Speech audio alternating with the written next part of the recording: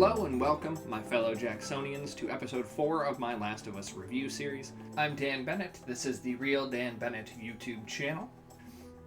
This one is a little bit shorter of an episode than some of the others, so I'm going to try and keep it a little bit more concise, but there are a lot of little things to kind of go over during this one.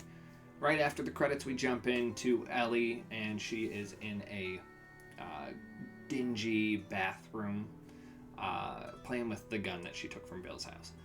And we see her treating it in a fairly irresponsible manner, which that's going to play into a little bit later in the story. She goes outside and they have an exchange, and she busts out her little pun book, which fans of the game will immediately recognize as a core feature of her personality. She hits him with a couple of puns, he rolls his eyes, but you see this little bit of thawing in Joel where he goes, "This girl's ridiculous, okay, sure." Bella continued to portray this naivety, this childlike wonder of this girl who hasn't really seen anything outside of the Boston quarantine zone. They're driving toward their path, and she finds a Hank Williams cassette under the seat, which she gives Joel. He pops in, and we get another piece of beautiful musical underscoring for this world. She finds Bill's Dirty Magazine, which again, staple of the video game, and it plays out very similarly to how it did in the source material. We continue down the road, and we go on for some time until they pull off on the road to turn in for the night.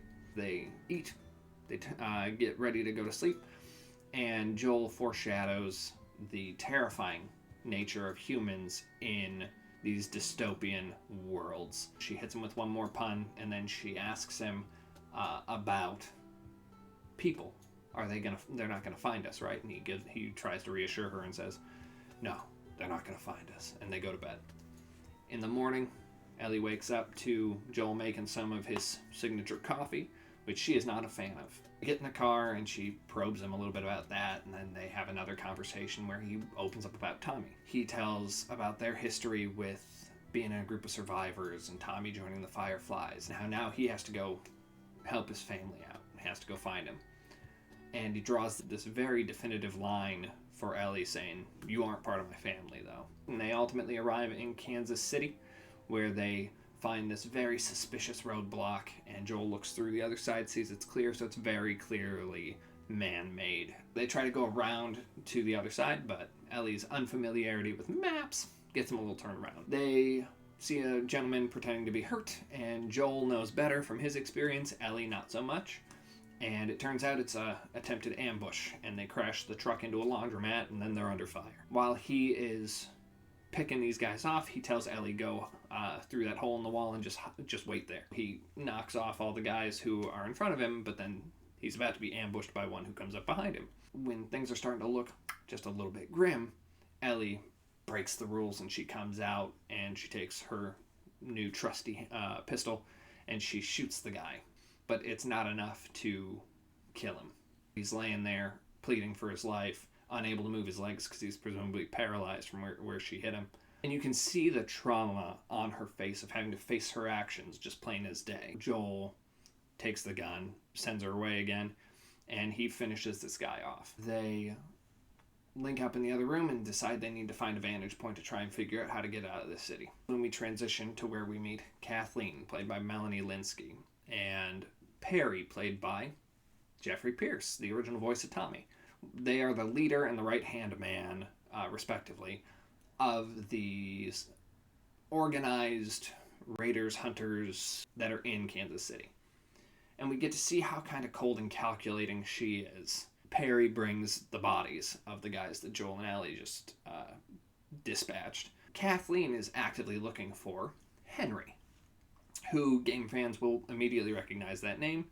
Viewers, not so much. We don't get a huge amount of insight into who this person is, other than the fact that Kathleen believes he's the reason her brother is dead. She sends everybody out to look for the people who killed their friends. That's when we transition back to Joel and Ellie. They're hiding out in a shop, avoiding the people who are looking for them. Joel tries very clunkily to sympathize with her. He realizes he probably needs her more than he was willing to accept up to this point, and she definitely needs him. He tries to comfort her. She's not used to this. You can see that in her face as well. And he takes it upon himself to show her how to properly hold this gun. Lets her hold on to it. So then they head back out to try and get somewhere safe. We jump back, and Kathleen and Perry come face to face, and Perry says, "Hey, I found something. Let's go." He shows her this holdout that it seems Henry and Sam were in, because you find all these food cans, and there's some artwork that shows two people that seem like they might be younger and older brothers as superheroes. They head down to what I assumed is the food storage room, and there's this weird sort of pulsating sinkhole in there. When Perry says, "Should we tell people?" Kathleen says, "No, we're going to hold off for now."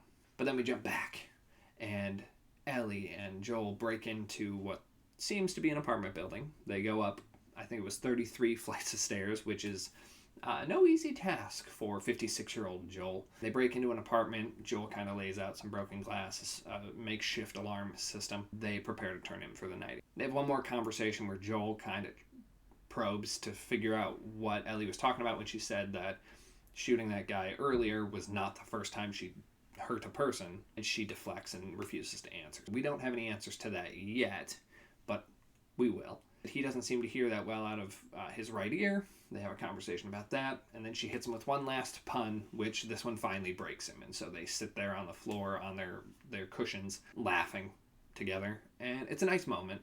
And this is the next milestone in their relationship development that's going to propel the pair forward into the next leg of the story. Fade to black, we come back up, and Joel's asleep, right ear up, and so it takes a second for Ellie to wake him up, and when he wakes up, we see that Ellie's being held at gunpoint. He rolls over, and a child is holding him at gunpoint. We don't specifically know who these people are, but you can kind of assume, if you aren't a viewer, that it is Henry and Sam, and if you are a game fan, you know this is Henry and Sam.